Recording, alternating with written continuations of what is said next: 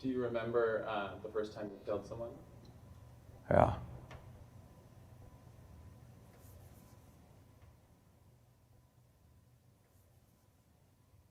We weren't a family that carried guns or any kind of weapon for violence or anything, no. So we played war, stuff like that, but you know, it's never real. Only my dad, my mom, they told us it's like to hurt people or kill or never ever. You always learned that when someone died, it was something that was detrimental. Someone felt it. Someone else needed that person in their lives. I grew up, protected all my life. Even when I joined the military, my guys treated me as a kid brother. I was protected. Have you ever killed anyone? And if so, what happened? Which time? We were in a couple different villages in Sorobi, which is a city right next to Sharbaran. We were going to the border of Albania to a town nearby. We set up claymores. They're bomb devices that you face. They have like 700 steel balls in them. We were ambushed. My bus was blown up. I was the only one up there that wasn't hurt and scared to death. Scared to death. Really, really, really, really scared. So I started asking, screaming for help. Somebody get up here and help me. I'm alone. And then two little heads. As I took the first 3 steps, I just was bounding up. Basically, that's when the gunfire started. We gunned down these 2 guys holding a larger machine gun, a PKM, and another guy holding his ammo. So they were just running from point A to point B. We happened to just gun them down. And they were right next to a kalot. A kalot's a house, like a little mud hut. And a lady came out.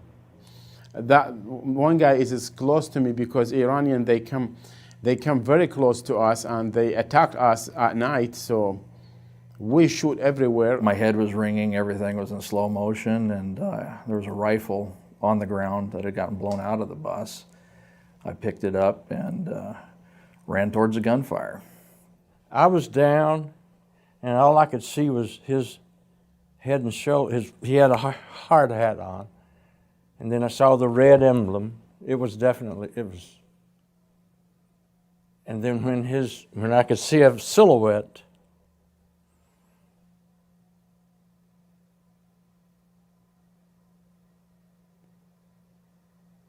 I blasted them. Silhouettes. They're not real people, they're just targets. You don't shoot women or children on the battlefield, but we were just so into the moment. We watched her pick up the rifle, and that was, the machine gun, and that was the cue, and we just lit her up. And I remember just watching, there was 3 of us, and we just opened up, and it was just blood up against the wall. She just slumped over, and it's like, all right, we got her. We found a very young Vietnamese person with his legs mostly gone. I come to him, I look to his face with the flashlights. He told me, just finish me, just finish. I don't want to live, so I kill him. A bunch of the guys had caught up to me, and they're like, "What did you do?" And I'm like, "What are you doing here?" I thought I was dead. I didn't realize I was the only one that got off the bus. The whole situation is like almost an out-of-body experience where you're looking down on this situation. Like I could have picked a bullet out of the air. Every second, every small little detail of that exact moment. I can tell you what the dust felt like, how the air tasted on my breath. Every little detail you know, because that's the first time you've done something so big. If there's a hell, that's probably what it smells like there. It penetrates you and it just won't go away for a long time. It's horrible. Once you realize they're gone, they're dead, then what death looks like is nothing. There's nothing there. There's a body there, but there's nothing at all there. One minute you have somebody walking along, and the next there's just a lump of flesh.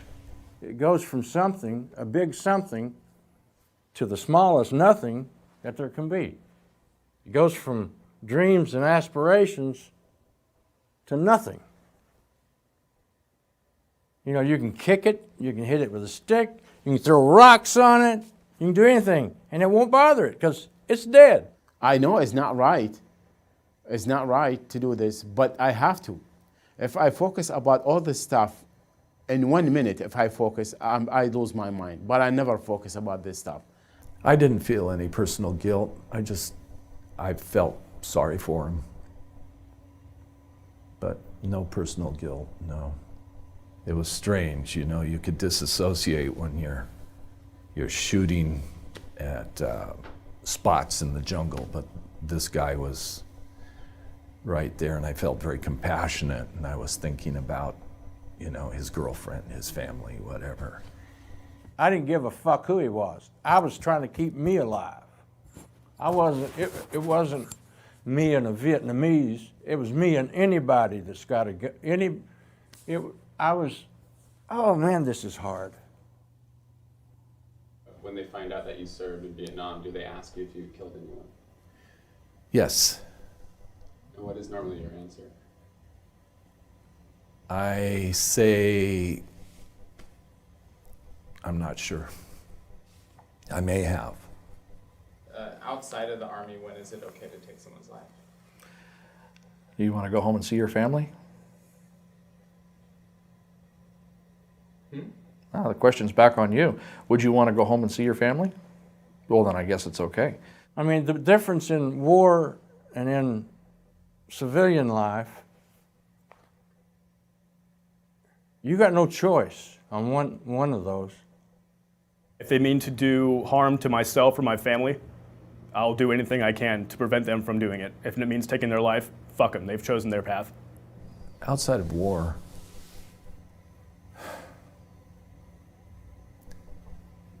it's mostly never justified. But in war, neither side deserves to die, honestly. I mean, that guy over on that side is fighting for what he believes in, and you're fighting for what you believe in, and both have families and children probably, and you know. I think there are people that just, it's not that they don't deserve to live, it's not that they don't deserve to have been born, but maybe they don't deserve to go on living. I do have that belief, that there comes a point when, you know, enough's enough from one person. Enough's enough.